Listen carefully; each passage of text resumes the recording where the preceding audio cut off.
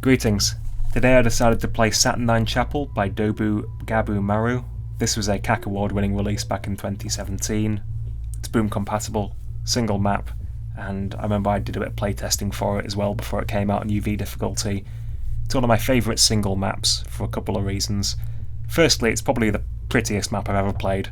It uses entirely stock Doom 2 textures outside of the UI, and the amount of detail on display is just absolutely stunning, really. On top of that, it does a lot of sectoral wizardry to recombine the sort of play space into different arenas.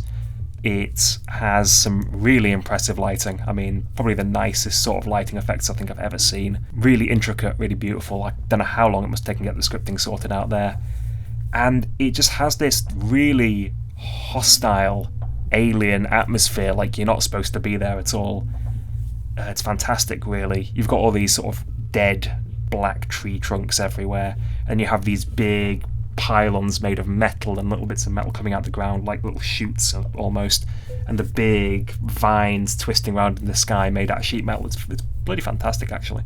The second reason I like it so much is its style of gameplay. It's very, very difficult. The baseline difficulty, according to the README, is actually normal difficulty or hurt me plenty, and this was kind of a thing that was done back in 2016, 2017, the most prominent example being Stardate 20x7 by Ribix.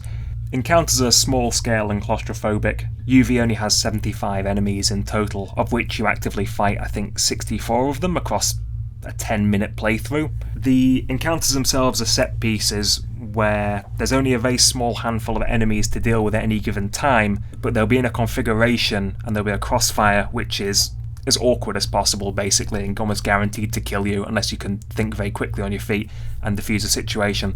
It's very much like a puzzle that you've got to solve with bullets.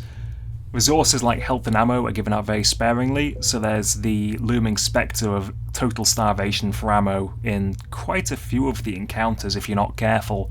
Berserk packs are given out to reset the player's health on occasion, and it shows just how tight the balance is in most of these encounters. There are situations where attrition or hurt flaws are going to start chipping a player down, but if you can guarantee that minimum baseline of health, you can pretty much ensure through playtesting that a player's going to survive 9 times out of 10 if they do all the dance steps properly. The progenitor of this style is definitely Malcolm Saylor's Chord series, but you'll see similar sort of encounter design in something like Skepland or the more Plutonia-oriented mapping. I think Ribix as well has done quite a lot of these small scale maps, like JQ2 I think is one he released, and things like that. The claustrophobic map design does mean that success or failure can be somewhat random. There are unavoidable situations where you will just be penned in by an enemy, or you will be taking those 280 damage Revenant rockets instantly at the same time, but it's not as big of a deal as you'd expect in this map. Firstly, it's quite a short map, it's only 10 minutes long, so failure is not exactly a significant setback. But also, you can see the form of a lot of the early encounters if you go through and looking through the windows outside of the chapel.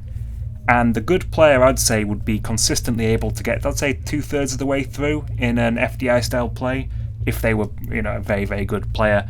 It's only the latter 2/3 of the map, in particular the very last encounter, where I would say that you're rolling the dice in terms of success or failure.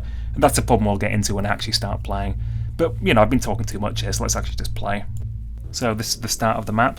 The lit up nukage is 10 damage hurt floor, so you don't really want to be touching that. There is a shotgun hidden in it though, and depending on when you start going across it, it can either result in 10 damage, 0 damage, or 20. The joys of tick-based damage there.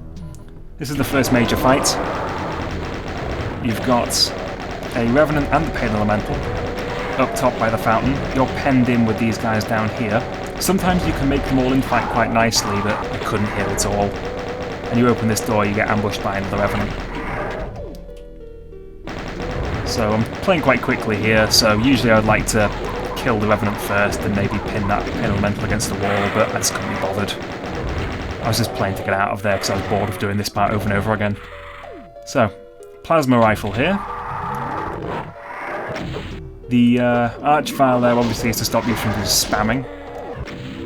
But if you can get them infighting nicely, you can then take out the archvile without an issue.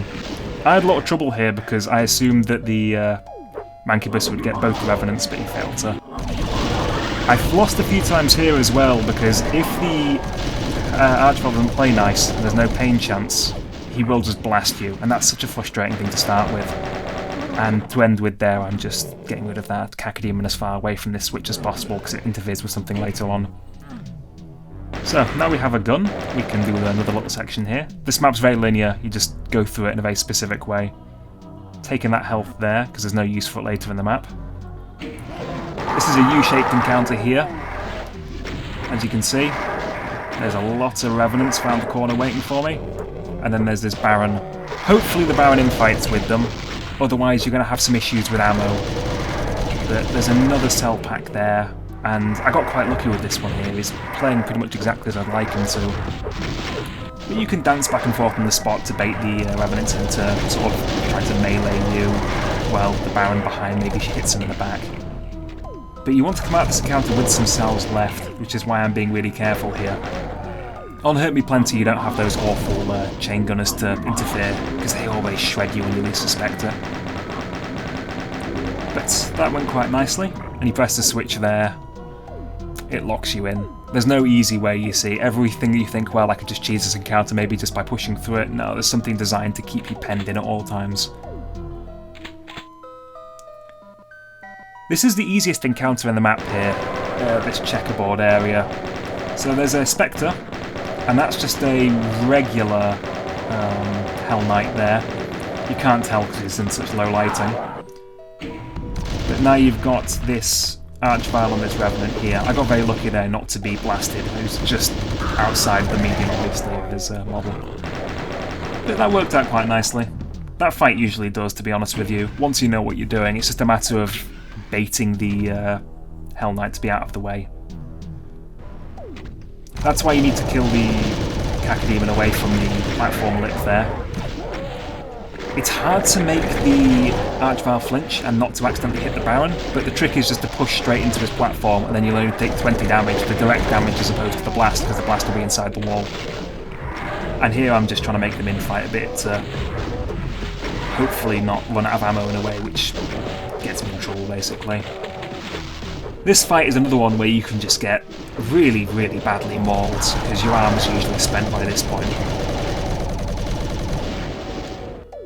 It's really pretty, the ceiling here as well. I love the little circular bookshelves. Reminds me of the Central Library in Birmingham for some reason.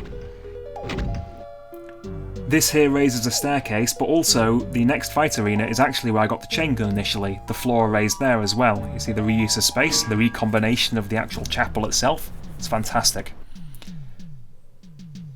So here you have these pillars, you have monsters, you have 2 Mancubus and 2 arachnotrons. If you stand here you can block the arachnotrons from shooting you, and you're just going to making very small micro dodges when any of those 2 blokes there do actually start shooting at you. If you cheat with mouse look, curiously enough, and take them out because they're just outside of auto-aim range, it spawns a huge amount of revenants on you. Sorry, not revenants, archviles. You don't want that to happen. And I get extremely lucky here because usually both archviles are shooting at this point, and the trick is just to move very slowly and to dodge between the projectiles and when you get to corners. But that was honestly the nicest fight I've ever had in that area, so I'll take it. And here's the greatest set piece right here. The well falls, and you have 2 cyber demons. The hurt floor here is 10 damage a second, and you can see I'm a bit ahead of the platform here, so I'm taking a lot of damage, but I can't really get back in position without risking getting hit. And the platform actually gets faster and faster and faster the longer you're in here. So the longer you're here, the more you linger, the harder it gets. So the trick really is just to try and keep the cyber demons in the middle. Don't focus fire on the ones on the corners, because then they'll be standing on the platform and they'll never get out of the way, and it's really hard to dodge them when they're in the way, sort of the moving platform. But relatively straightforward fight. And you can see there how fast that platform starts to move. That's a really inventive little set piece. This is a part of the map here where I said before it can get a bit random. Here you can just get walled in. If they walk forward without firing, you're just going to get penned in a corner and you're going to die instantly. I got pretty lucky here. I took some stupid damage. The Crusher does a little bit of work. I'm saving a little bit of ammo for the final encounter, because going into it with no ammo can really be a pain in the ass in terms of accidentally switching weapon when you pick an ammo box up. And this is here, the final major encounter. This again, I feel is the most random, and when I was playtesting I actually said, you know, this fight is a little unfair for a few reasons, but it's 7 minutes long, it's supposed to be a hostile map. This is the difficulty that isn't the intended one, this is the challenge mode, the sadistic one. So just take it as it is. And there's 6 Revenants here, 2 archviles at the back. It's very easy to rubber band off these walls here, and there's actually not that much cover. It's really hard to get into when you need to in the situation. But the trick here is to hope the archviles walk forward and you don't burn too much ammo, because if they don't walk forward and they don't work their way to the front of the crowd, you can just get stuck in a loop. I should have fired immediately at this point, because this Cyber Demon is a real pain. Again, this Cyber Demon can just walk forward, and if he just walks forward and backs you into a corner, you have no space to dodge. You don't want to dodge too deeply side to side here, because Splash will hit the walls. And the timing there is very cruel, it puts 2 archviles directly behind him, which is just horrendous really. It's timed in such a way that they'll always spawn in before he dies. But they work their way to the front of the crowd, so I got very lucky here. And that's it. That is the Saturnine Chapel. It's a brutal little map. It looks a lot easier than it really is. There's so many things that can go wrong at certain points, and stringing the encounters together, that's the hard part. But 7 minutes 30, that's not bad, I suppose. I'm just going to end this video by showing you the little second map, the non-playable map at the end here, because I think it's really pretty.